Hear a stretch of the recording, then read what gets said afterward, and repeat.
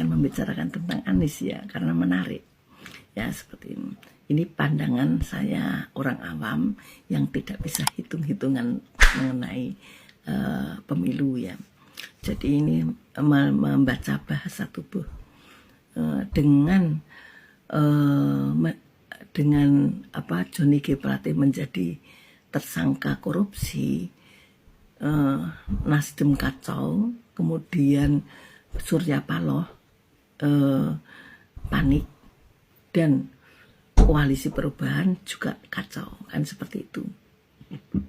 Nah, mengapa demikian? Karena memang tugas sepertinya partai-partai koalisi perubahan ini sepakat mengusung Anies untuk menjadi capresnya. Dengan kesepakatan seperti itu, maka Anies harus dilindungi. Karena apa? Mereka yakin dan percaya andai kata Anies sudah tidak menjabat sebagai gubernur DKI, maka Anies akan dibawa ke ranah KPK. Otomatis ini akan masuk ke dalam KPK. Mereka sangat yakin Anies akan masuk ke dalam KPK. Oleh karena itu, tugas Nasdem adalah melindungi Anies selain dia mendanai Anies. Kan seperti itu. Dan sudah dilakukan oleh Partai Nasdem, yaitu mendeklarasikan Anies, mengusung Anies Baswedan sebelum Anies lengser, yaitu mengawali lebih awal, yaitu mengusung capresnya pada tanggal 3 Oktober 2022. Sementara Anies lengser itu baru tanggal 16 Oktober 2022. Nah, dengan Johnny G. Plate menjadi tersangka, otomatis Surya Paloh kacau atau panik ya, karena dari mana lagi dananya, kan seperti itu. Sementara itu Nasdem sendiri tidak seluruhnya mendukung Anies, kan seperti itu. Akhirnya kacaulah Nasdemnya. Anies sendiri ini, mengapa mereka itu sepakat untuk mengusung Anies, itu karena apa? Benar apa yang dikatakan Ed Saifullah itu mengatakan bahwa Anies bukan petugas partai dan Anies tidak dikendalikan oleh oligarki. Oleh karena itu tapi Anies bekerja sama dengan petinggi-petinggi partai dan bekerja sama dengan dengan pengusaha-pengusaha. Inilah ya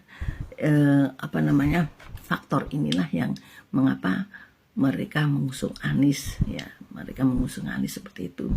Nah, tugas PKS lalu apa? Tugas PKS adalah, menurut saya, adalah penggembira dan tim suksesnya untuk Anies. Pengalaman dari DKI itu adalah tenaga penggembiranya adalah salah satunya kan dari PKS. Kemudian tetapi kembali lagi tidak ada semua itu tanpa ada imbalan, kan dibilang. Imbalannya apa? Bahwa cawapresnya harus dari partai itu, PKS. Nah, bagaimana dengan Demokrat? Sama, Demokrat juga penggembira. Kemudian tim kemenangannya itu sama, dan baik PKS maupun Demokrat itu kan nanti juga memiliki pasukan penyebar hoak, kan seperti itu. Dan tidak ada hari yang tanpa imbalan, kan seperti itu. Oleh karena PKS, Demokrat juga menawarkan bahwa untuk cawapresnya adalah AHY, ketua partainya. Sedangkan Anies apa kontribusinya terhadap pemilu ini? Anies nanti kan terpilih. Jika terpilih, apa yang ditawarkan Anies untuk partainya itu? Nah, itu sudah tersirat sebetulnya di dalam narasi-narasinya dia. Kalau kita menyikapinya, mengamati dari narasi-narasinya, kita lihat saja. Nah, kami menggunyangkan langit, kan seperti itu, dan seterusnya. Kami bangsa yang rela bekerja keras demi pembelian cita-cita. Bahwa dia menjadi presiden itu anggarannya juga tidak kaleng-kaleng kan. Nah, otomatis nanti ada yang namanya ucapan terima kasih kan seperti itu. Jadi sudah, jangan khawatir, saya akan mengucapkan terima kasih seolah-olah kan seperti itu. Lawan kita punya sumber daya dan seterusnya dan seterusnya.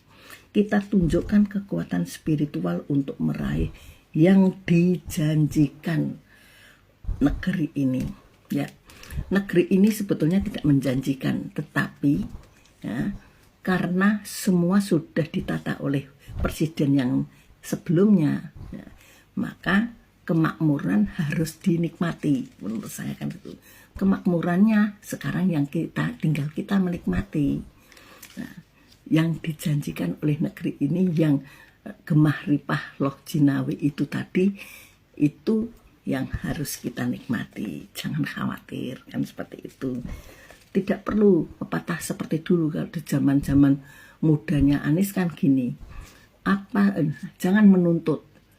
Nah, jangan meminta sesuatu dari negeri ini, tetapi apa yang sudah kamu berikan pada negeri ini itu tidak berlaku kan seperti itu.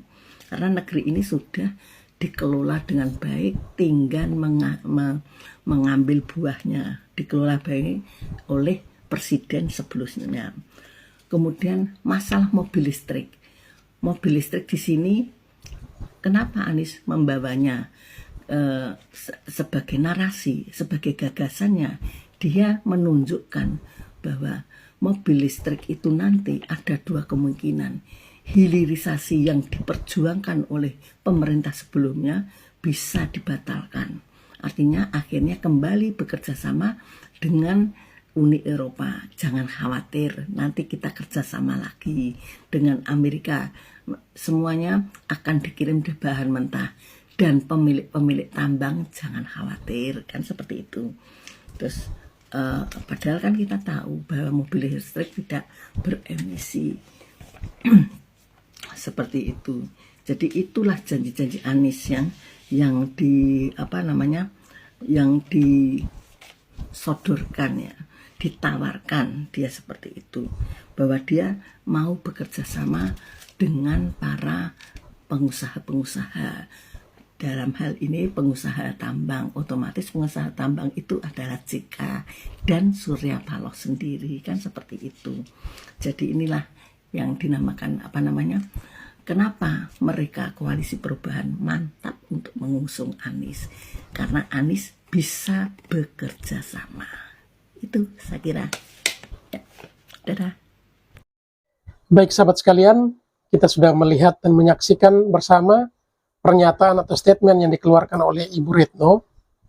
Kita tidak tahu Ibu Retno ini siapa, tetapi dari cara menjelaskannya itu sangat bagus dan sangat berurutan betul. Beliau memberi judul ini adalah mengapa Anies pilihan capresnya. Mengapa harus Anies yang dipilih menjadi calon presiden dari koalisi perubahan dan perbaikan ini. Dan ternyata setelah kita simak penjelasan dari Ibu Retno ini, sangat masuk akal. Bahwa sudah ada pertimbangan-pertimbangan tertentu, dan ada pihak yang harus dikorbankan untuk menggolkan pihak lain, dan pada endingnya adalah kesuksesan bukan untuk rakyat Indonesia ini, tapi untuk kesuksesan pihak-pihak tertentu. Tadi kita sudah mendengarkan pihak siapa saja yang diuntungkan. Dan mereka tetap mengusung Anies Baswedan karena sudah punya beberapa hal yang tentunya akan mereka raih atau akan mereka dapatkan ketika Anies menjadi presiden nanti. Dan itu pasti banyak hal, proyek-proyek besar yang bakal akan mereka garap, dan keuntungannya akan kembali kepada pribadi mereka masing-masing. Ini penjelasan yang sangat berbobot. Kiranya rakyat Indonesia bisa menonton dan menyimak sehingga mampu untuk mempertimbangkan untuk bisa mengambil keputusan yang tepat di tahun 2024 nanti.